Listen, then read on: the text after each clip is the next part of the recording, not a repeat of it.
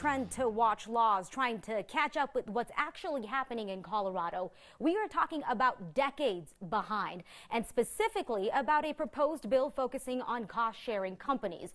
Health insurance has gotten so expensive for some families, they are ditching it completely and putting money into a communal medical fund because it's cheaper.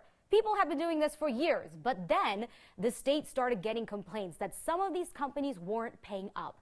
And that is how we ended up at this week, with state lawmakers starting at step one, proposing a bill to figure out how many of these companies are even operating in Colorado and how many Coloradans are depending on them during a medical emergency. That proposed bill should be debated again in the next week or two. Now, navigating any kind of insurance, it can be so mind-boggling. So what if we told you the state has done a lot of that research for you, which is exactly what we're going to tell you. The Division of Insurance studied more than 1,100 insurance companies, listed them along with the complaints so you can make the best decision possible. That link is on your screen. So happy insurance shopping, said no one ever on a Friday. Now, have you checked your mailbox today? We know it is only January, but there's already political mail being delivered. The mailer is about a public health option state lawmakers will be debating later this year. It is not government-funded health care, but it would put government mandate limits on how much hospitals could charge certain patients. He's not a doctor, but politics guy Marshall Zillinger stayed at a Holiday Inn Express last night. This mailer is against a public option healthcare bill that hasn't even been introduced yet at the state capitol, but we're told it will be sometime next month. The public option would be for the 8% of people who get their insurance on the individual market, and not the majority who have employer-provided insurance.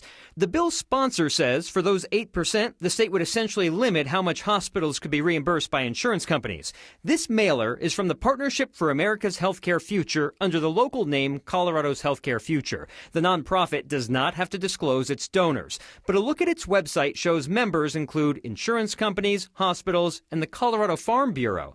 The mailer's claims are hard to judge at the moment without the bill being introduced. That's when we'll see the actual language.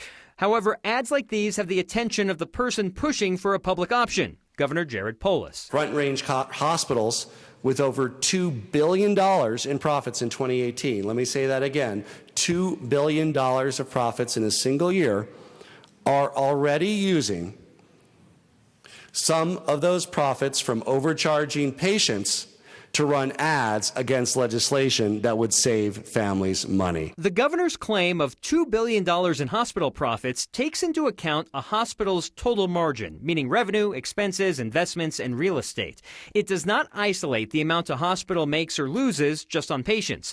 This report shows the bottom line for Colorado hospitals, but the most recent is 2015, and the report is from the Colorado Hospital Association, which is not on board with the soon-to-be-proposed public option plan. Nonetheless, in 2015, St. Joseph Hospital made $37 million overall. But if you look at just patient care, which a public option could impact, the hospital made $1 million. Rose Medical Center made almost $100 million on patients in 2015. Sky Ridge, $155 million. Outside the metro area, Arkansas Valley in La Junta lost $5 million on patients. Castle Rock Adventist lost $11 million, and Banner Fort Collins lost $12 million. So the argument from rural hospitals is that they already lose money on patients, so if the state tries to dictate how much a hospital would get reimbursed for patient care, Anusha, that's where rural hospitals might close, and that's what one of the claims is, that I can't definitively say one way or the other. There could be a trickle-down effect. The sponsors of this bill say if you lower insurance prices, people who are uninsured will join insurance, thus hospitals would save money because they're no longer caring for uninsured, and it balances out somehow. Again, we have to wait for the language of the bill. Yeah, it is very interesting because this is probably just one of many bills regarding health insurance we'll be looking at and researching very closely over the next couple months. That's right. Thanks, Marshall. Our next question comes from Arlise, who was following one of our stories about firefighters and cancer risk. Arlise asked about what happens to the carcinogens when firefighters wash off their gear. It's a good question. So if firefighters wash off outside, the carcinogens would most likely go into the stormwater system. If they wash their gear inside, it could end up in the sanitary sewer system. Both ways, carcinogens could end up in lakes, streams, and groundwater. But the amount of toxins from gear is a lot lower than compared to firefighting foam, which is what the state is worried about when it comes to drinking water. PFAS is a chemical used in foam for high-intensity fires. It's a carcinogen that different water systems currently are not removing. Most big cities like Denver get their water supply from mountain snowmelt, so it isn't as much of a concern.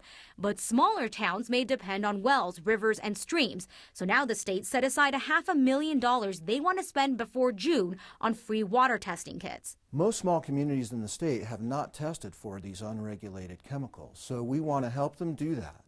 And that's why we're offering this free program. We've reached out to about 890 systems across the state, and we'd like small and large water systems to sign up so we can get the best current picture. If you got a question you want us to look into, you can get our attention by using hashtag HeyNext or email at next@9news.com. Well, the Denver City Councilwoman Candy Sidibaka wants to get rid of the camping ban. So why would she ask that her proposed legislation to repeal it be taken offline? Well, it turns out it was posted by mistake. Her staff says legislative staff put that proposed repeal in the system, but it wasn't supposed to be filed yet. That's because the councilwoman wanted to continue conversations with other council members before that happened. So it's going to take 7 votes from council to pass and 9 to override a veto from Mayor Hancock. Late last year, a Denver judge ruled against the camping ban, saying that it fell under cruel and unusual punishment. Every time it snows around here, we remind you to shovel your sidewalks. In most cases, it's against the law to ignore that, except in one of our area's biggest suburbs, where Steve Steger almost slipped and then started looking into who's responsible. He has his right arm hanging at his side. That is how I maxed out my insurance costs last year. This is how I almost did it again a year later. Funny, both involve ice. The public sidewalks near my neighborhood are an ice rink of their own more than a week after snow. I posted about it on Nextdoor. Angie Morris has too. Unless I want to just walk around the block 35 times. To find pathways that don't have ice, I have to walk either in the street with the cars or walk on the ice. You might be thinking, call code enforcement. And I assumed that there was an ordinance. Turns out Centennial doesn't have an ordinance requiring homeowners to remove snow from their sidewalks. In fact, it's the only city with a population over 100,000 in the metro area that doesn't. They just tell people they ought to. The city told me in part, many residents object to taxpayer dollars being spent on policing of sidewalks not being shoveled, and believe citizens should take personal responsibility for certain aspects of the community. That personal responsibility part doesn't seem to be working where the owner of the sidewalk isn't so easy to determine. There's nobody to hold the HOA accountable. Morris says before she moved to Homestead in the Willows 5 years ago, the HOA voted against hiring a company to remove snow on common walkways like greenbelts. For now, the Department of Sunlight and Warm Air will have to do the work, and walkers and joggers have to get creative. It's a combination of just toughing it out or, sharing the road with cars, which is not necessarily the safest. Centennial City Council did vote in 2017 to require businesses to clean their sidewalks in 24 hours of a storm. 2/3 of homeowners in Homestead said they didn't want to pay $25 to $45 more per year to hire a company to clean those common sidewalks. That was a survey from 2015. The HOA says its attorneys and insurance company have said they would have no liability in a slip and fall case as it stands now. But if they chose to maintain the sidewalks, then they might be liable. For Next, I'm Steve Steger. 2019 was cold, like record-breaking cold. So is it a change in weather or a change in climate? I'm not an expert on beavers, but I hope they can be relocated. Well, John, Denver doesn't have an expertise in this field either. That's why it's getting harder to fix the flooding problem on the Cherry Creek Trail. But not all animals cause havoc. These elk might be following directions better than a lot of humans.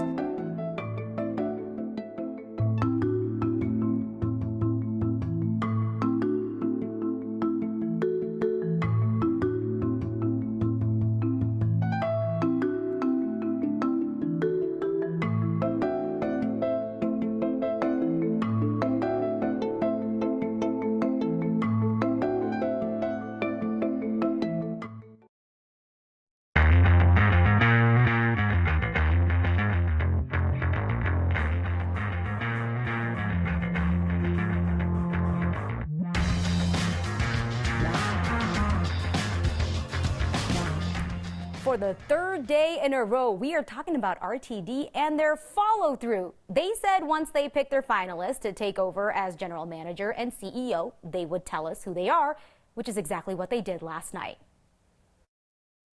Two of the candidates already work for RTD. Michael Ford is the agency's chief operations officer. He's been helping RTD through their current operator shortage. And Mike Meter is RTD's chief safety and security officer. He joined the team in 2016 with 30 years of management experience.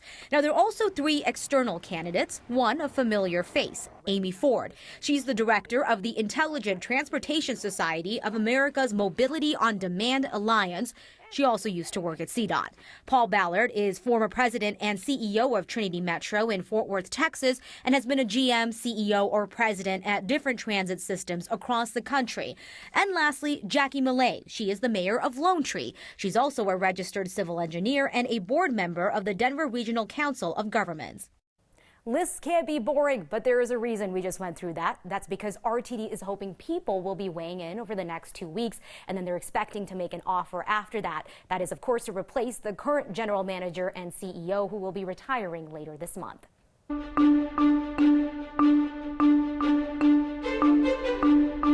Hey there, happy Friday. You made it to the end of the week, and it was a chilly one. Temperatures only sitting in the low 30s this afternoon, but tonight the view is spectacular. You got to get outside and check out the Wolf Moon. Shannon capturing this great shot out there. It is the first of 13 full moons that we will see in 2020.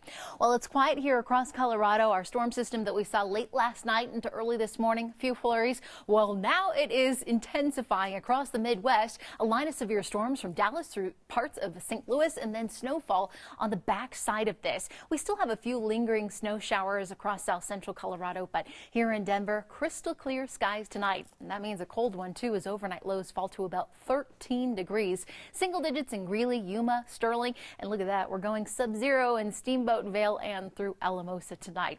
Futurecast looking pretty quiet for us overnight into tomorrow morning. You will notice, however, the clouds and the snow already make a comeback to our northern mountains. As the day goes on, the snowfall stretches across the southwestern side of the state, and we will be monitoring the snowfall continuing throughout much of the evening Saturday into Sunday. How much are we talking? Well, some decent amounts, potentially around 5 inches near Steamboat Springs, that bullseye kind of sitting across the northern mountains and through our central mountains. We stay dry, though, here across eastern Colorado with temperatures in the mid-40s, mostly sunny skies for us tomorrow. Tomorrow should be a seasonal day for us, a bit windy Sunday into Monday. We warm up close to 50 degrees, and then another cold front arrives, and that will drop us back to the low 40s by the middle of next week. All right, thank you for that, Danielle. It is still early enough in January to ask you to reflect on 2019. What was it to you? A growing year? A learning year? For Denver, it was the coldest year in decades. But this change in weather doesn't mean a change in climate. Meteorologist Corey Reppenhagen explains the difference. Colorado began 2019 under the influence of a weak El Nino weather pattern, which gives us a better chance of precipitation. That held true as 5 of our first 6 months had above average precip, which is mainly from rain and snow. Then the El Nino faded to neutral in August, drying us out with the exception of Snowvember. The big pre-Thanksgiving snowstorm provided nearly a whole month's worth of moisture in just 2 days. Temperature-wise, 2019 will go down as Denver's coldest in 22 years with an average temp of 49.6 degrees. The 7th coldest May on record and the 4th coldest October was mainly to blame, despite a near-record warm September sandwiched in between. So does this mean global warming is no longer happening? No, this is just one city and 1 year. Global warming refers to the temperature of the entire planet in at least 30-year intervals. It's the difference between weather and climate. The final numbers will still take a few more weeks to calculate, but when you look at the average temperature for the entire globe, it's estimated that 2019 will finish as the 3rd or even maybe the 2nd warmest on record. Meteorologist Corey Reppenhagen for Next. Beaver breeding, it's a complicated thing. Just ask the Denver Parks and Rec Department. They got everything from lotions to billy goats and pony rides. They got it all here at the stock show. So where else would we go for your good news?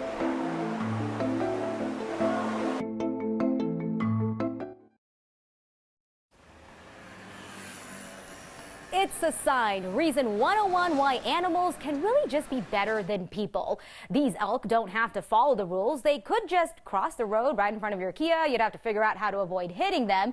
But these elk, they're a good bunch. They're gathering right in front of the elk crossing sign on Highway 93 in Golden. I want to thank Tracy for sending that in. And of course, you can send in your sign pictures to next@9news.com, or you could tweet them with the hashtag HeyNext.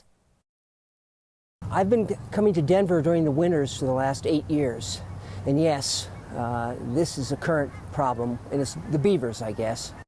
Oh, you're right about that, John. We've still got our dam problem, and it doesn't look like there's a dam solution at this point. Of course, we're talking about the beaver dam that's causing flooding on the Cherry Creek Trail that's under Monaco Street.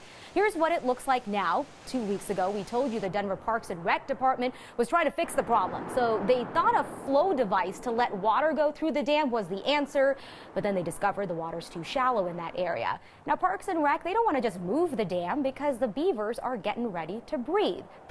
So if they can't figure out a better idea, the city may just have to wait until May when the kits are born, which means you'll still see a whole lot of dam flooding for the next 4 months. What makes a Friday even better? Hearing your good news. That and your feedback are next.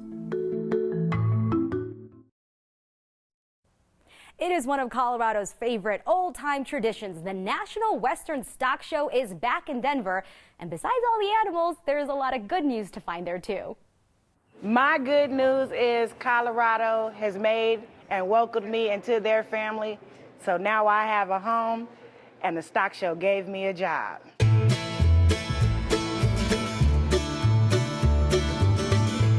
My good news is we traveled from California and we got here safe and sound. My good news is I got out of the house today. And I get to see animals and be with people I know and like. It's a great day. My good news is coming to the stock show coloring.